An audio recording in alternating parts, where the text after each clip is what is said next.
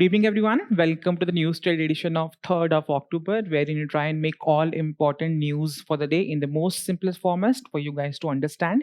So let's look at the important news which we're going to cover today. First is we are celebrating 25 years of India-Russia strategic partnership. We are also celebrating Golden Jubilee, that is 50 years of completion of regional rural banks. RBI has proposed measures for banking sector reforms. We are going to discuss the reforms. Then Union Cabinet has approved mission for Aatmanirbharta in pulses. And center government has notified draft promotion and regulation of online gaming rules 2025. We're also going to see some quick updates for the day. So the very first news, again, we are this October, in fact, we are celebrating 25 years of completion of India-Russia strategic partnership, which was started in the year 2000. So in the year 2000, the relation or the partnership started with the name of India-Russia Declaration on Strategic Partnership. After 10 years, we got a little bit upgrade. We became more friendly with Russia. And again, the strategic partnership got a new name, that is Special and Privileged Strategic Partnership, again, which is telling that again how close tie, trust and long-term cooperation which the two countries wanted as far as the strategic relations were concerned. So again, let's discuss what are the few areas of strategic let's say maybe this relation what these two countries have.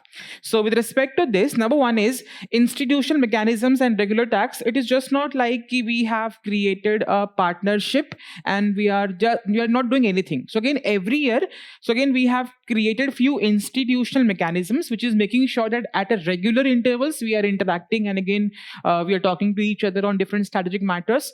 And number one is every year we are going to have annual summits where again leaders of both countries meet together and discuss different strategic issues. Then we have 2+2 dialogues, that is defense and foreign ministers of both countries meet together on a regular basis. Then we have intergovernmental commissions. For example, for trade we have a different commission, for economy we have different commission, for science, for technology and for culture. For all of these aspects of relation we have different commissions which has been constituted, which are meeting every year to discuss on these particular parameters. We also have military technical cooperation where again we are working jointly to upgrade our defense ties. That is a basic idea. So again, it is just not a partnership, it is a partnership which is happening, and again discussion is going on in a regular basis. Then we have what we call as trade and economy, and in fact the trade between these two countries has reached at a very high level. So currently we have record of $68.7 billion which we are trading in terms of Russia. Then again, in terms of exports from India to Russia, we are exporting medicines, chemicals, iron and steel, seafood. What we are importing, again, it is oil and petroleum, sunflower oil, fertilizer, coal, precious metals are the few areas which is getting imported from Russia. Then in terms of what we call as defense and security, initially India relied majorly on its defense imports from Russia. Now the relation of just a buyer-seller has upgraded. Now we are collaborating in terms of joint development of certain defense equipments. For example, we can talk about BrahMos cruise missiles, which has been jointly developed by India and Russia. Then in terms of, again, we know that again, and that has been the reasons for sanctions which has been put by US on us. And Russia is in fact the key defense partner of India.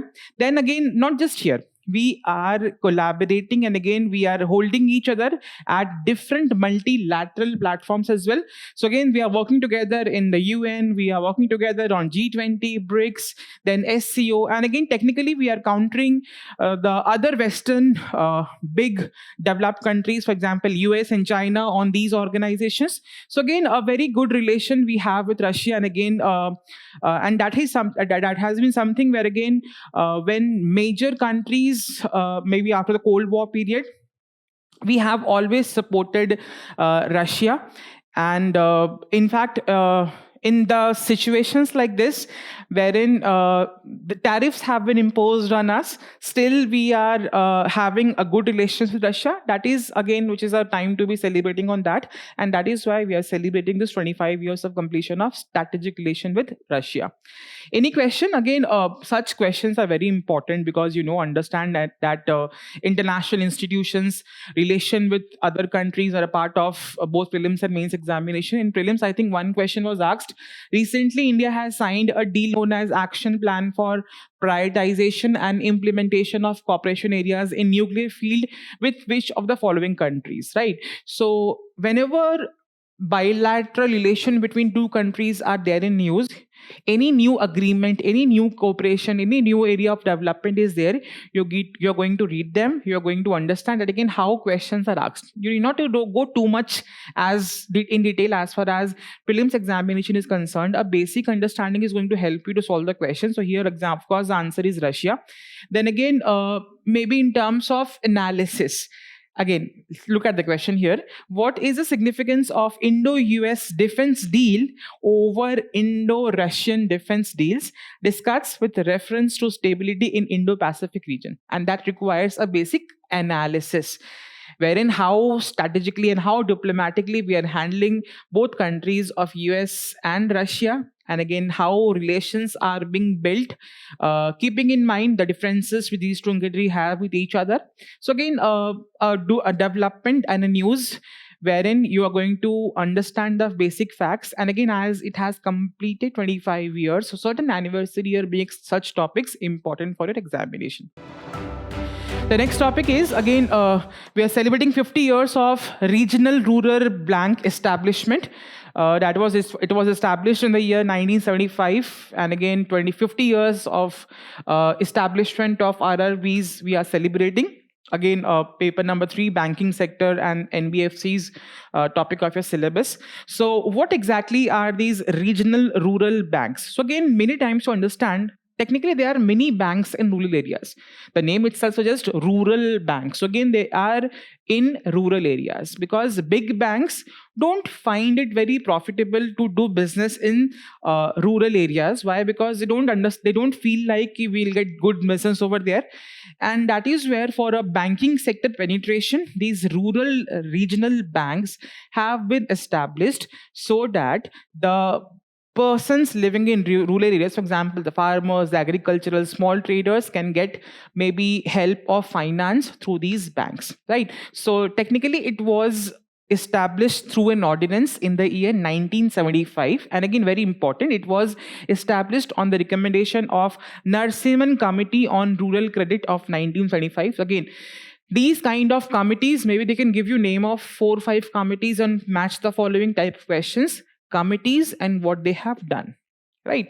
So if I talk about Narsimhan Committee on Rural Credit, it has something which is giving genesis to what we call as regional rural banks, and later on through a act of parliament, that is Regional Rural Bank of Act of 1976, it was given a statutory status. Then the idea is basically to strengthen rural credit along with the ideas of cooperatives. So basically, they are providing cheap, easy loans to small and marginal farmers, agricultural workers, rural artisans, poor households in semi-urban and rural areas. The idea, of course, is because you in rural areas, what is happening? If there is no banks, but again, we see there are money lenders who are charging very high rates of interest. And again, many times people come in trap of these money lenders and they lose out all of their money, right? And this is where this banks is basically getting rural people in terms of getting financing, finance for basic of their purposes. For example, they are reducing the dependence of money lenders who are charging very high interest rate. Then in terms of ownership, who exactly is the one who is owning these regional rural banks? In terms of its ownership, the government of India, that is central government, will have a 50% of stake in these banks. The respective state government will have a stake of 15%, and rest 35%, every nationalized bank is going to sponsor one rural bank in India, right? So the sponsor bank, usually a public sector bank that mentors the regional rural bank, is having a 35% stake, right? So again, it is a mixed tripartite shareholding, where again central government has 50%, concerned state government has 15%, and the sponsor bank who is sponsoring or mentoring that regional rural bank will have a share of 35%. Then in terms of how exactly they are regulated, again very important, because they can ask in prelims maybe in comparison of how does a normal bank differs from regional rural bank, right? Such kind of questions. So they are of course governed by Reserve Bank of India Banking Regulation Act of 1949, and NABARD is the one who is, that is National Bank for Agricultural Rural Development, is supervising them and helping them with an idea of refinancing, training and modernization. And okay, very important, for the taxation purpose of these regional rural banks, they are considered as cooperative societies under Income Tax Act of 1961, right? So for taxation purpose of these rural regional banks, they are considered as what? Companies under Cooperative Societies Act as per the National Income Tax or Income Tax Act of 1961. Tell me in comment, cooperatives in India have got constitutional status through which Constitutional Amendment Act. Again, this is how we are going to revise certain things. Then in terms of priority sector lending targets, again, as they have been originated or they have been made so that again the financing in this rural area becomes very much feasible. So of course they are going to meet a priority sector lending targets. So out of all the money which these banks have, 75% of their loans has to be given to priority sectors. Who are those? Farmers, rural artisans, small businesses, and weaker sections of society. And in fact, they have outperformed. The regional rural banks are supposed to give only 75%, but in practical, they're giving 89% of their loans to priority sectors, which is way higher than the normal commercial banks. So again, they're doing very well as far as we can talk about the ideas of financing in rural areas is concerned. Then in terms of amalgamation and reforms, so in 1991, it was felt, or in the 1990s, it was felt that these regional rural banks are not making much of profit. So in 2001, a committee was set up, that is Dr. V.S. Vyas committee, who has suggested that why not to merge many of the regional rural banks to make it more profitable in nature. And that is very important. So in 2005, many of the regional rural banks were consolidated for better infrastructure, more branches, computerization, and the idea of digital banking. Again, this committee recommendation, very important. So any question? So as far as the current status is concerned, how many banks or regional rural banks are in India? Currently, we have 43, and again, they are sponsored by 12 scheduled commercial banks. So almost every public sector bank is sponsoring except Punjab and Sindh Bank. That is something can come up in a prelims examination. That is, all scheduled commercial banks are sponsoring any of the regional rural banks. It is incorrect. Why? Because Punjab and Sindh Bank are not sponsoring it. In fact, one private bank, that is J&K Bank, is the only private sponsor for a regional rural bank. Then in terms of financial inclusion, again, we have seen that government has been trying with an idea of what we call as financial inclusion. So again, these banks have been helping hand in terms of promoting the idea of financial inclusion. How? Let's see. They have held, maybe in these banks, we have 18.5% of Jan Dhan Yojana accounts was created in these regional rural banks. 13.3% of PM Suraksha Bima Yojana and all has been under these regional rural banks, and also 16.9% of PM Kisan accounts for farmers are in these regional rural banks, which is telling that how well they have penetrated and how well they have been helping with an idea of financial inclusion as well. Any question? Yes. Maybe in the year 13, which of the following grants and grant direct credit assistance to rural households? So again, if you look at the options here, regional rural banks, National Bank for Agriculture and Rural Development, land developmental banks. Again, if you have read the topic of banking chapter, you must have understood, because we have seen that again RRBs is doing that function, right? So tell me in comment what would be the answer. I'm telling one is of course right. So what are among these two, which of them, or either both of them, are helping with an idea of direct credit assistance to rural households? So questions in examination will be in this pattern only as far as the banking chapter is concerned. Then the next topic is very important, very important development, where again RBI has proposed banking sector reforms of 2025. Very important. You can use these reforms in your answers in order to put up your point of view as far as the banking sector is concerned. So again, we are going to see what are the reforms which it has proposed and what is its meaning. Number one is risk-based premium for deposit insurance. For example, I'll make you understand a very simple manner. Assume you have deposited some amount of money, or you're keeping amount of money in a bank account. What if the bank fails? What will be happening to your money which you have kept in the bank? So in cases of bank failures, there is some kind of insurance which these banks are doing. What is the insurance called? And again, every bank is paying a certain amount of insurance to the Deposit Insurance and Credit Guarantee Corporation. So this is the insurance company which is insuring your money which is there in the bank, and the maximum limit is 5 lakh. If any of these banks fail, you're going to get minimum of 5 lakh depending upon the nature of money which you have, or the amount of money which you have put up in that particular bank. Clear? So technically what new reforms has proposed, in fact every bank was supposed to pay same amount of insurance. Let's say if a bank is doing well, it is following all rules and regulations, its profits are going high, everything is well, and some other bank is not doing well, so why you are considering both these banks same? So again, for example, insurance amount was same for all the banks irrespective of their performance.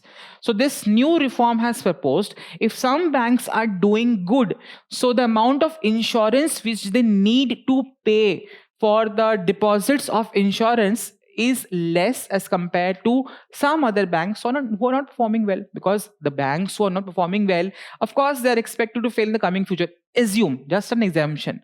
So that is again a very rational step and a very good step. So this extra amount of money which bank will have, again it is going to increase liquidity in the market. So again, to reward good banks and push weak banks to improve, that is the idea. And again, this is the basic idea with respect to this. Then the next topic is expected credit loss provisioning. What is exactly this? So if you understand that if you are keeping some amount with the bank, right? How does bank do the transaction? How does bank earn money? So if you're keeping amount with the bank, that money is being used by bank to give loans. Clear? So what if the loans become non-performing assets? Right? So this is an idea where again what we have done, that again that is called as loan provisioning, is something which you must have learned in the banking chapter. What is loan provisioning? For example, if bank has given a loan, that loan becomes an NPA. So how does the bank is going to recover such things? Again, there are different mechanisms. So there is a provision of loan provisioning as well. Out of all the profit which a bank is earning, some amount of money is going to be taken out for such bad loans provisioning. So as of now, this loan provisioning was happening by the banks only after a particular loan has become a non-performing asset. So what this new reforms has proposed, I'll again give a very simple example. Assume, let's say you have 10 friends, right? And you have given some amount of money to 10 of your friends. But you are very much sure that again 2 of your friends to whom you have given money, they are the ones who have a history of maybe not giving back the money on right time. So whenever you are giving loan to out of 10 friends, you're sure that again these 2 person is going to be doing some kind of maybe time delay in terms of giving back me the money. Similarly, the new reforms has told that again banks are going to use maybe some kind of data which it has in terms of the bank, maybe the borrower's history or anything like that. So different parameters are going to be considered, and they are going to identify that which loans are high chances of getting NPA, and before it becoming an NPA, we are keeping aside some amount of money for what we call as expected credit loss provisioning. That is a basic idea with respect to this particular thing. Then in terms of revised Basel norms, that is capital adequacy ratio, what exactly is this? For example, maybe you understand that again you have kept the money with the bank is giving, or bank is using that money for its own maybe doing business. So every bank has to keep a basic safety cushion. कि मान लीजिए कि if let's say if a bank is having 100 rupees as his deposit, if it is using those 100 rupees in the market to do business by giving loans or any other thing, it has to keep aside some amount of money so that it become a safety cushion. Ki what if something happens? So there has to be some amount of money which should I have, which would act as a safety net against that maybe dysfunctional thing which I have done. So that is something which is called as safety. Maybe what this amount of money which banks are keeping aside is basically called as capital adequacy ratio amount. Right. So at an international level, which was held maybe in, let's say, of course, in Switzerland. So we are going to, at an international level, there are rules which you call as Basel norms. So again, they are telling that again, the new norms tell that again, we are going to apply the revised Basel III norms for capital adequacy as far as the banking sector is Indian concerned. That is a basic idea. And in fact, what they have done, for MSME loans and for home loans, the safety cushion which was initially kept was high. They are telling that again, no, these sectors are doing good. And again, we want to promote these sectors. So again, the amount of money which has to be kept as a safety cushion for MSMEs and home loans is getting reduced. So the extra amount of money which bank is going to have is of course going to enter into the market and of course going to increase liquidity in the market. So again, it is going to make the lending to small businesses, that is MSMEs, and again loans which are being given to the home buyers more accessible, more friendly in terms of better interest rates. So again, it is trying to free up the capital. Banks can lend more and help grow without making banks too risky. Then lastly, we have broader capital market lending. Very, very, very important. That again, what exactly was there? What are capital markets? Capital markets are basically areas in which companies come up and they get money from investors. So as of now, the banks limited their amount of lending as far as stock markets were concerned. So what is happening now? In case of acquisitions, for example, let's say company A is going to acquire company B. It may be for the acquisition purpose, company A requires some amount of money.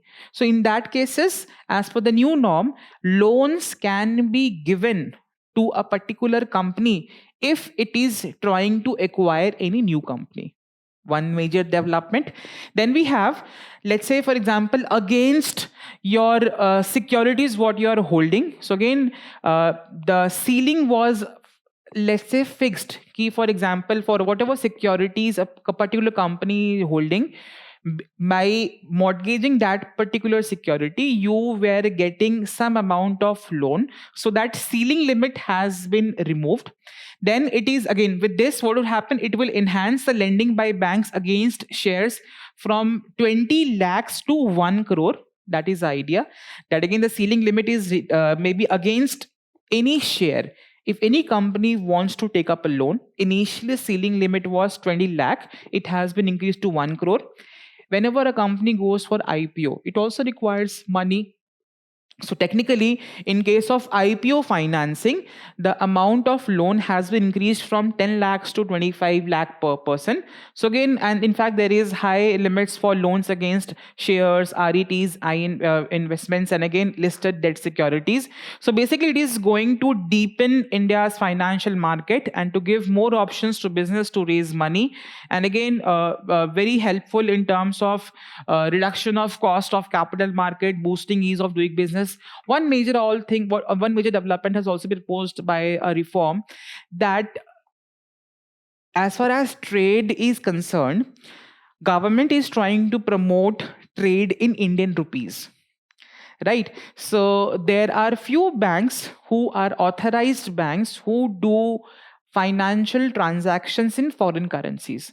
So for certain neighboring countries, for Nepal, for Bhutan, and for Sri Lanka, these authorized banks who are supposed to do maybe give currency or do maybe foreign currency transactions, they are authorized to give maybe amount in INR cash or in INR currency.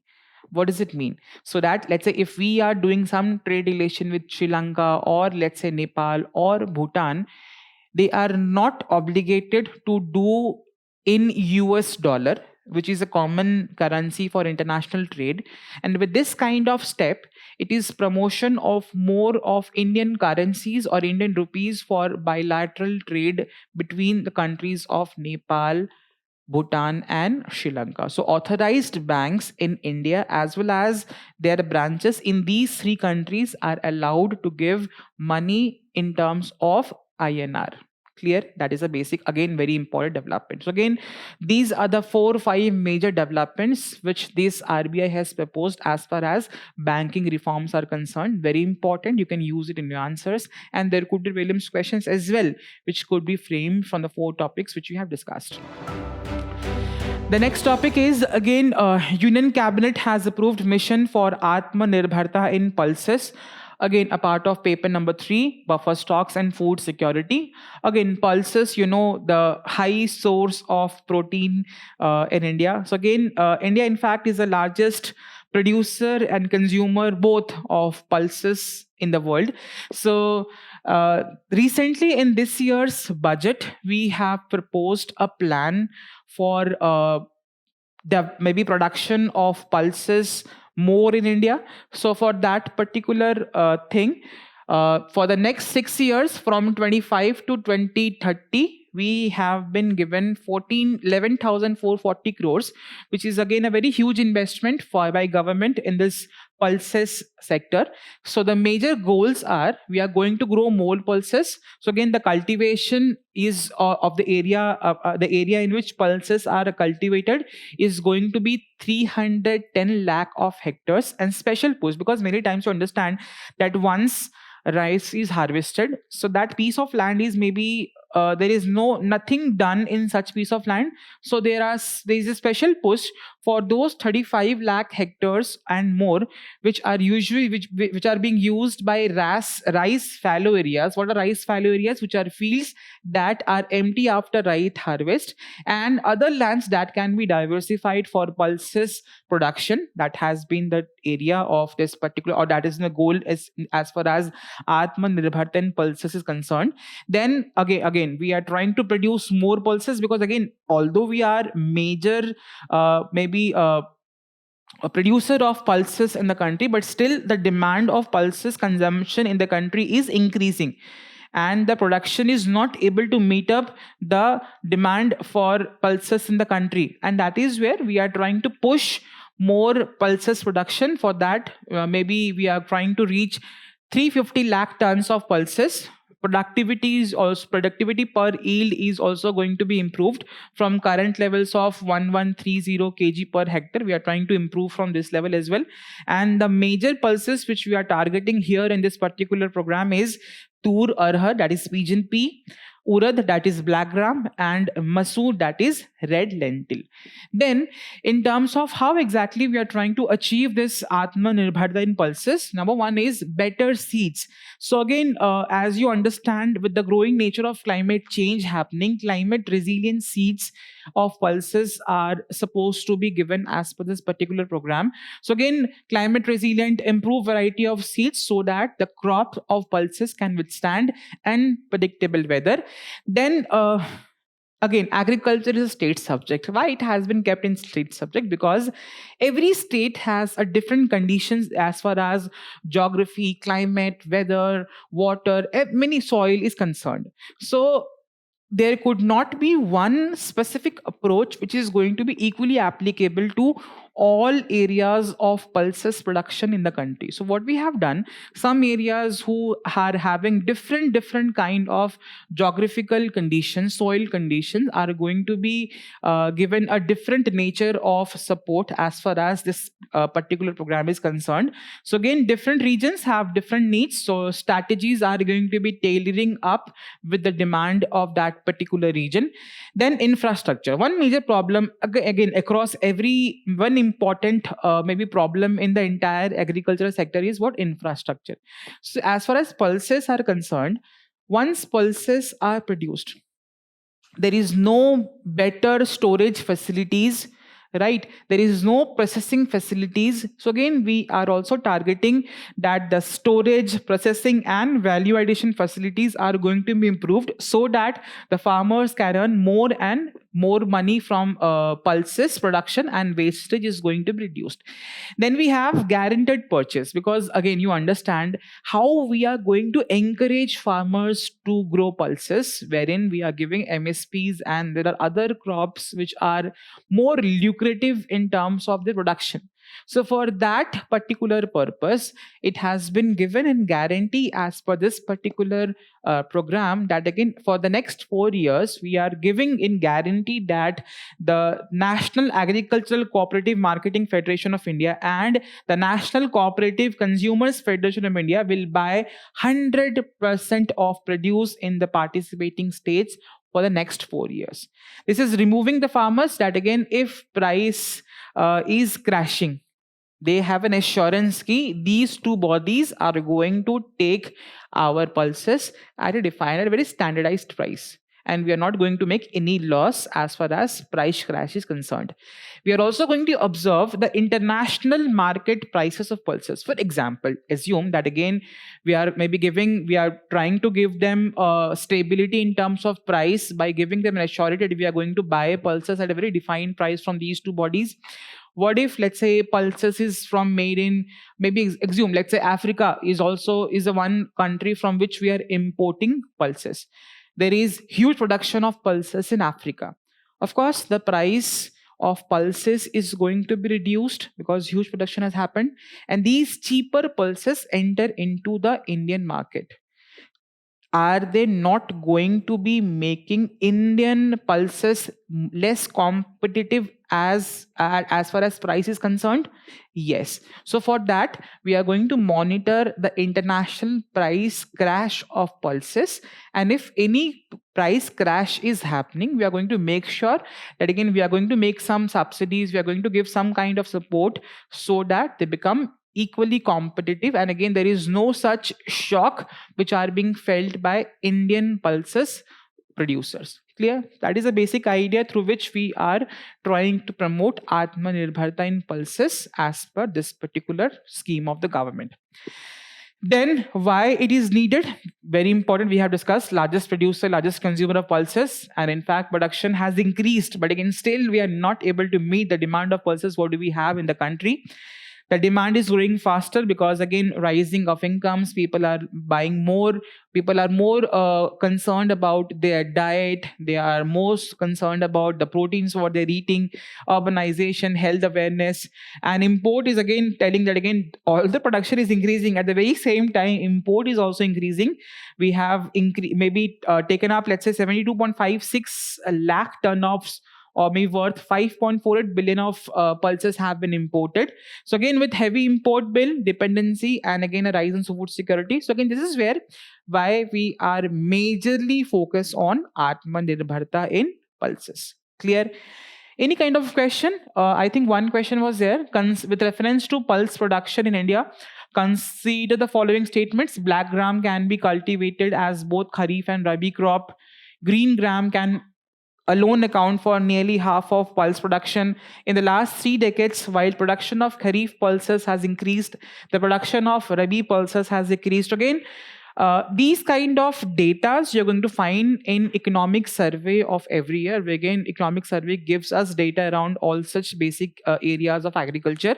So you're going to refer, again, the latest one would be available next year. So again, you're going to see all such agricultural maybe facts which are coming up in economic survey, because they become this kind of questions are basically asked from such topics in examination. Clear?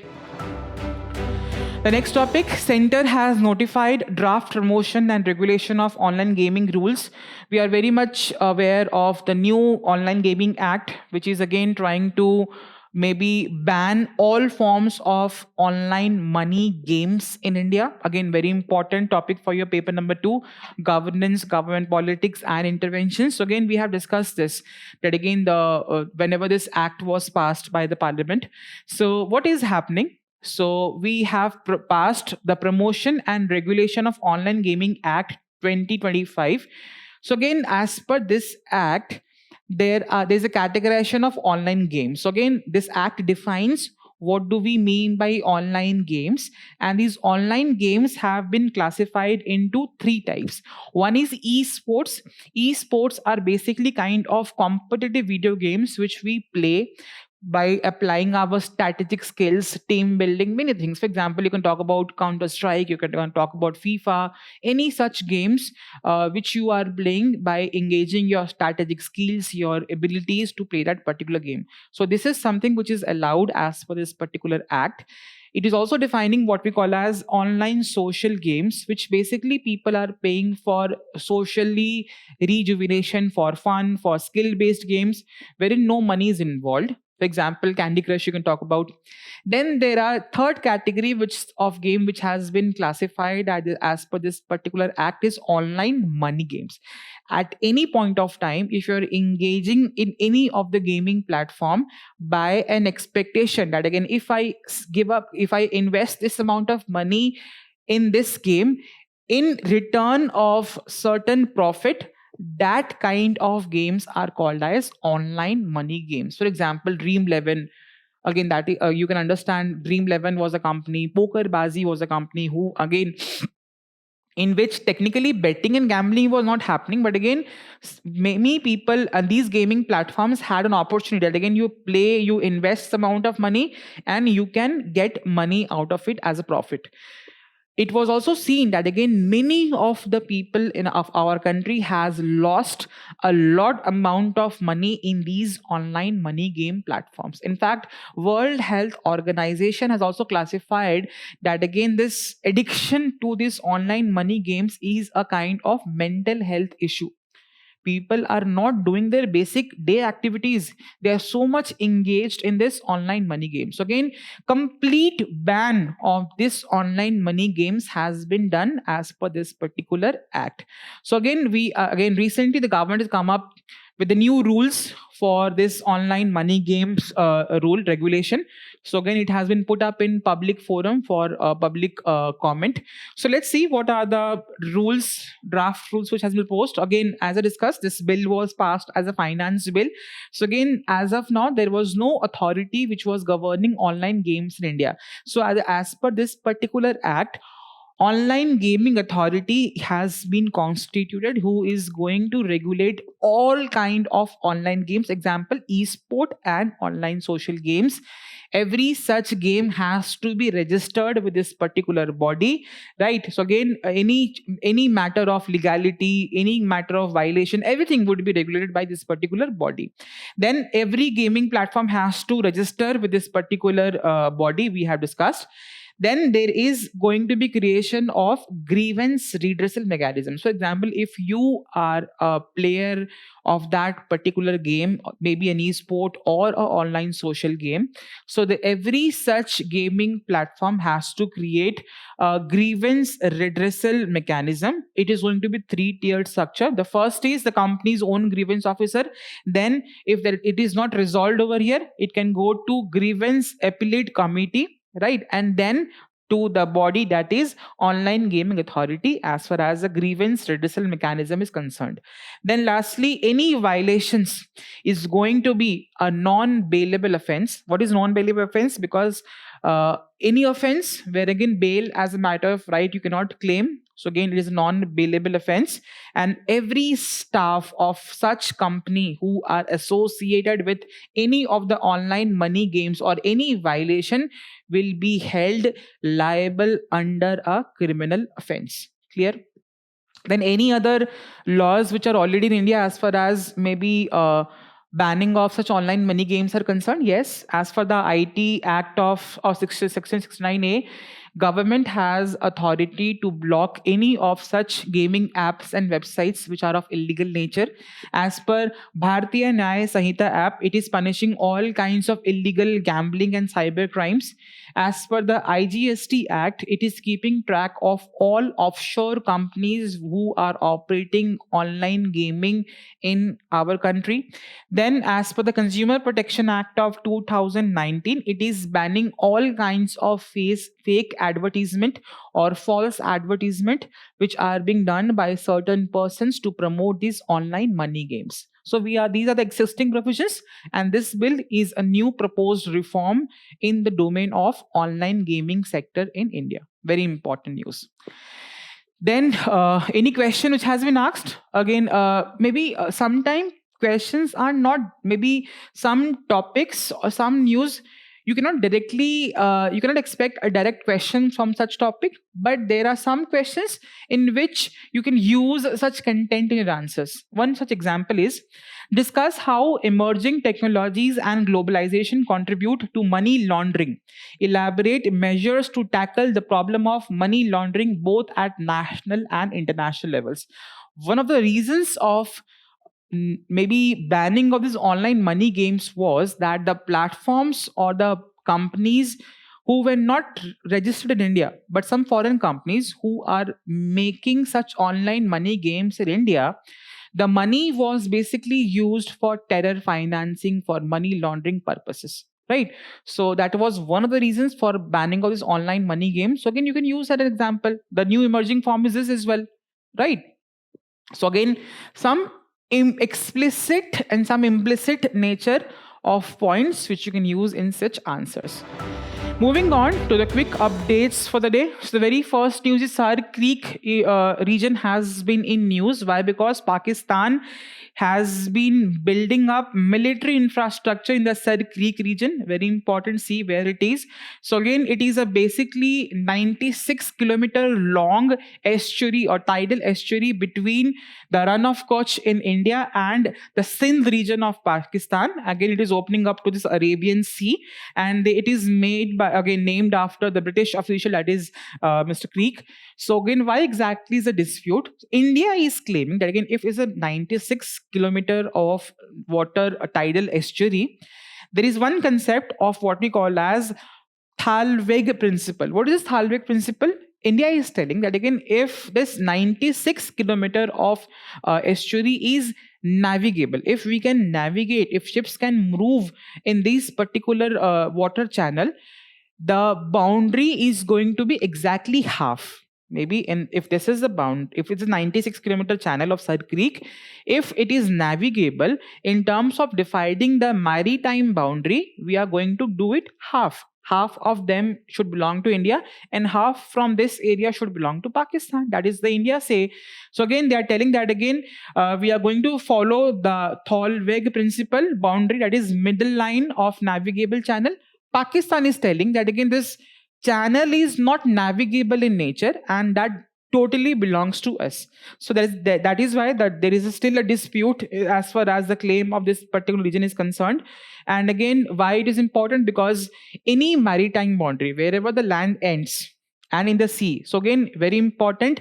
So in the sea region, whatever is the claim of that particular country, that is basically called as a maritime boundary. That is very important for what? Shipping, fishing rights, for marine resources, for oil and gas exploration potential, for maritime boundary impacts, the EEZ claims. Again, very important for security sensitivity of the region, right? That is why it was in news, because of the recent building of military infrastructure in the Pakistan region of this Sar Creek. The next news is again many of military and maritime exercises which are there. It comes up in news. It is very important for you to read that again which country has hosted that particular exercise, what is the basic mandate, why they are doing it. So recently Exercise Pacific Reach 2025, short form XPR 25, has been completed. So again, it is a bilateral multinational submarine rescue exercise. So again, an exercise for what? Submarine rescue. How many countries are participating in this particular exercise? 40 plus countries, including India, and it was recently hosted by Singapore. Very important. These kind of questions could be there in your prelims examination. The next topic is H125 helicopters. Again, the whole idea of Make in India, the whole idea of privatization in defense sector is an example of this particular news, that India for the very first time have a private sector helicopter final assembly line which is there in Kolar region of Karnataka. And again, this particular helicopter is made by the collaboration of Airbus plus Tata Advanced Systems, and the first rollout of helicopters are expected to be by 2027. So what are the basic features of this helicopter? So again, they are running in single engine. They are very much lightweight helicopter. They are maybe very much having a multi-role in terms of defense, in terms of police, rescue, tourism, medicine, medivic, anywhere it can be used because of their nature of single engine and lightweight helicopter. And they have an ability to operate in high altitudes and even at very hot climates. So very basic specifications. Again, a factual piece of news which is again important for your prelims examination. They can ask you what is the nature of H15 by 125 helicopters. Is it private, public? Is it is made in collaboration of which two companies? Such kind of news could be asked. The next topic is foreign portfolio investors FPI rules. It is in news. Why? Because recently we have seen major selling of Indian shares by these FPOs, that is has reached to $2.2 trillion. So many of the foreign portfolio investors are selling out their investments in Indian companies. Again, it is highlighting what are investors maybe very much susceptible to invest in the Indian market. So it is talking about the IS market volatility, pressure on, of course, rupee, concerns over foreign investor sentiment. So basic rules, let's see why it is, what are the rules around FPO in India. Any companies, if let's say a company has 100 shares, FPOs can only have 10%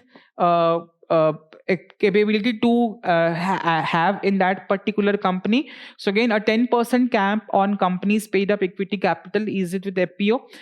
If it is greater than 10%, अगर कोई FPO is having more than 10%, so extra amount of shares it has to sell out.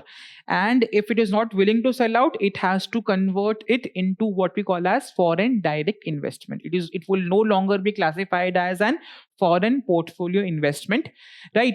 As far as regulatory framework is concerned, there is no classification of FDI in prohibited sectors, example chit funds and gambling, and approval is required for FPIs from land bordering countries as far as India is concerned.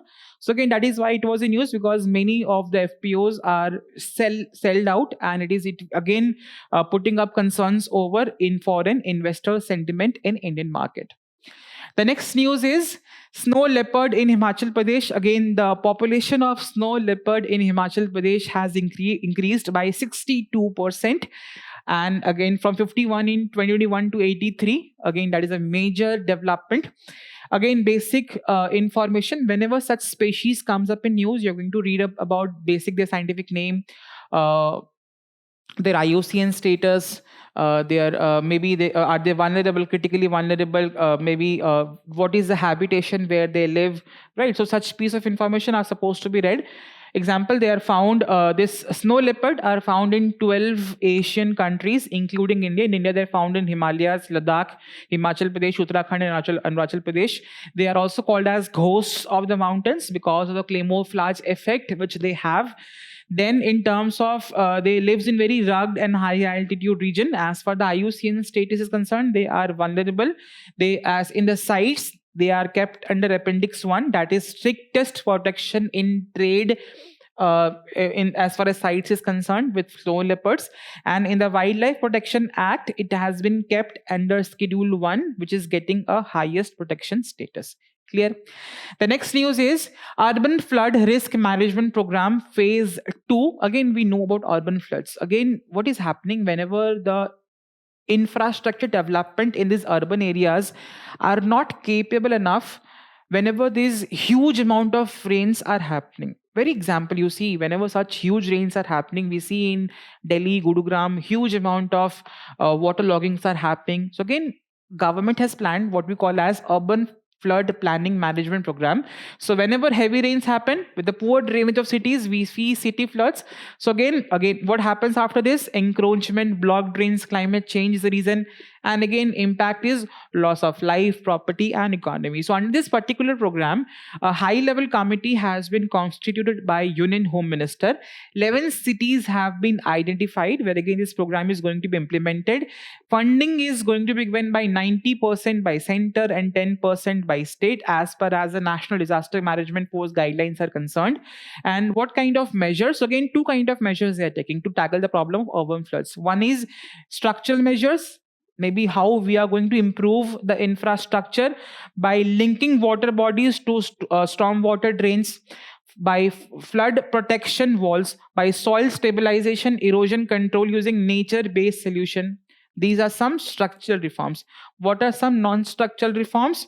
Early warning system, data collection, monitoring, capacity building, and training. So this has been there as far as flood management is concerned. You can use it as an example in any question which is talking about urban floods. What is a possible solution? How we are planning it? You can mention about this particular program of the government. The next topic is Amazon's flying rivers. Again, if I talk about flying rivers, do rivers fly as well? So again, no, technically, the water vapor in the atmosphere are categorized or being technically called as flying rivers. So basically, they are rivers in the sky made of water vapor. So again, in the Amazon region, the Amazon flying rivers, the major source of water vapors are from Atlantic Ocean evaporation. Evaporation is happening, water vapor is getting created, and again through Amazon forest transpiration. So whenever plant in the transpiration process, they also release some amount of water in the atmosphere. So these are the two sources of flying rivers. That is the basic idea. So in this, and the process also called as evapotranspiration, that is the water vapor is forming due to evaporation and through plants transpiration.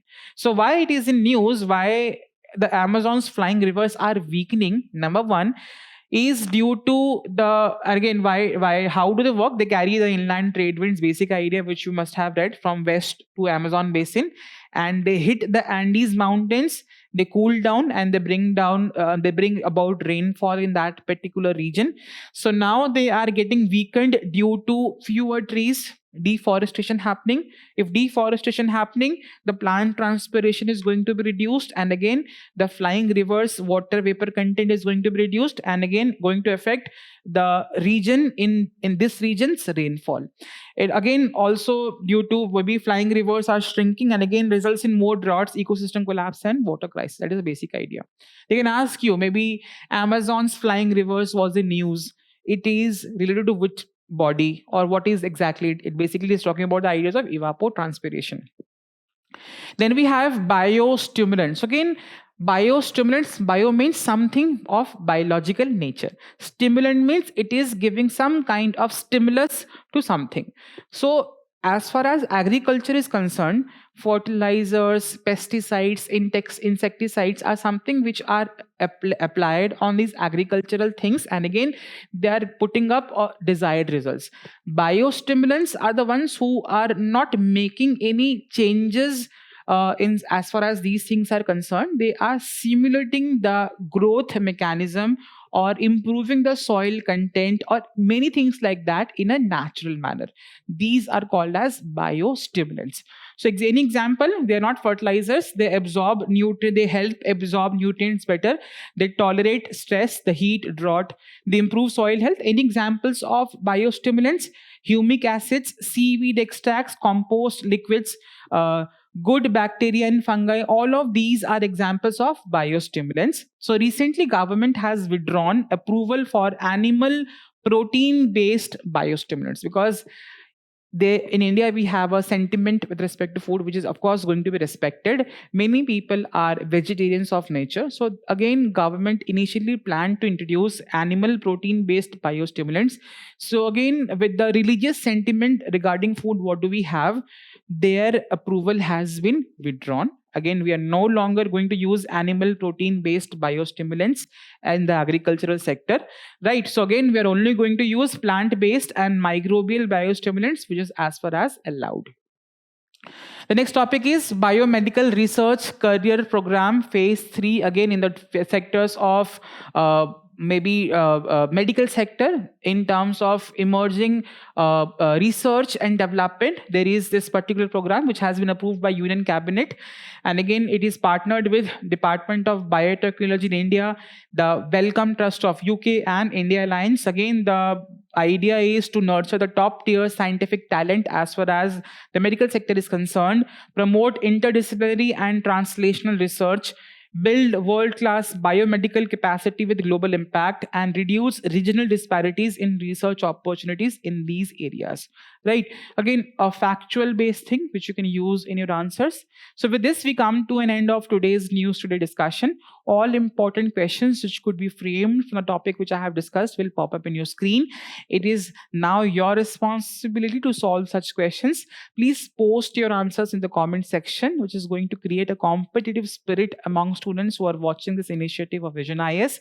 Lastly, we have come up with digital current affairs platform, which is going to be a one-stop solution for all current affairs related things as far as UPSC examination is concerned. Please go and navigate the website. It is certainly going to help you a lot in terms of your current affairs preparation. So till the time, all the very best and thank you so much.